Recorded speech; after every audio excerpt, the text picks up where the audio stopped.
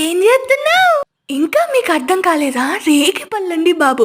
Last time ఇదే టైంలో మా వారు పండించి తెస్తే ఫుల్గా తిన్నామన్నమాట. మా చిన్ని అయితే ముక్కులో పెట్టేసుకుంది. అర్ధరాత్రి హాస్పిటల్కి వెళ్ళాము. ఆ వీడియో కూడా ఈ వీడియో కింద ట్యాగ్ చేస్తాను చూడండి. నిజానికి ఈ తాత నేను 6th 7th క్లాస్ ఉన్నప్పటి నుంచి రేగిపళ్ళు అయితే అమ్ముతున్నాడు. స్కూల్లో ఇంటర్వెల్ కొట్టడమే ఆలస్యం 2 రూపీస్ తీసుకుని లగ్గెత్తుకుంటూ వెళ్తే చిన్న టీ గ్లాస్ తో ఇచ్చేవాడు అనమాట.